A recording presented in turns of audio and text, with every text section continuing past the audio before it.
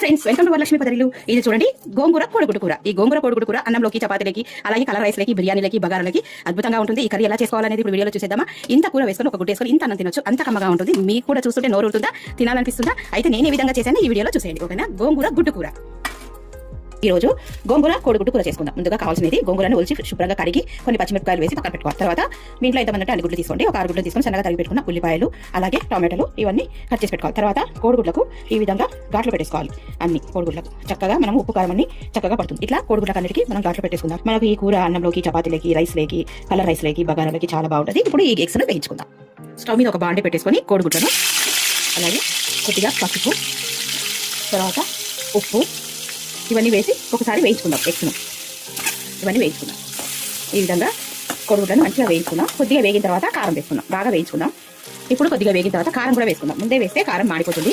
ఇలాగా గుడ్లకు ఉప్పు కారం బాగా పడితే గుడ్లు కమ్మగా ఉంటాయి. తినేటప్పుడు చప్పగా లేకుండా చాలా బాగుంటుంది. చూడండి, ఈ విధంగా ఒక్కొక్క గుడ్డు ఇలాగా క్రిస్పీగా, అంటే పైన తోలంతా ముడత వచ్చేలాగా వేయించుకోవాలి. ఇప్పుడు ఇవన్నీ తీసి పక్కన పెట్టేసుకుందాం.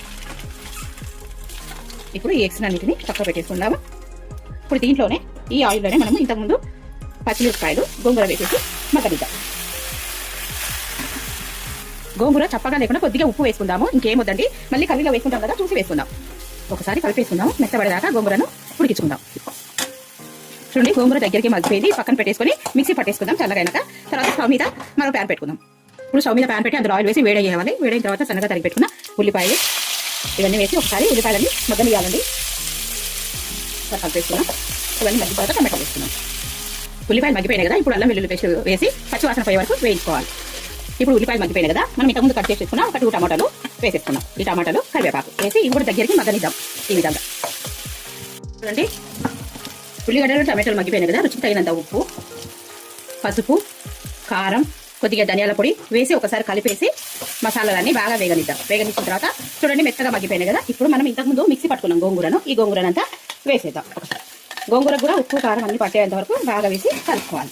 ఇది కూడా ఒక 2 నిమిషాలు మగ్గనిద్దామండి. గోంగూర బాగా మగ్గిపోయింది కదా, ఇప్పుడు మనం ఇంతకుముందు వేయించుకున్న ఎగ్స్ వేసి ఒకసారి కలిపి కొత్తిమీర చల్లి దించేసుకోవడమే. అంతేనండి, గోంగూర ఎగ్ కర్రీ సూపర్గా ఉంటుంది. ఇంత కూర వేసుకొని, ఒక ఎగ్ వేసుకొని ఇంత అన్నం తినొచ్చు. చాలా బాగుంటుంది. నేను చెప్పిన విధంగా ఒకసారి ట్రై చేయండి. మీకు కూడా చూస్తుంటే తినాలనిపిస్తుందా? తప్పకుండా చేసుకొని తిని ఎలా ఉందో కామెంట్ బాక్స్లో తప్పకుండా తెలియచేయండి. చాలా బాగుంటుంది.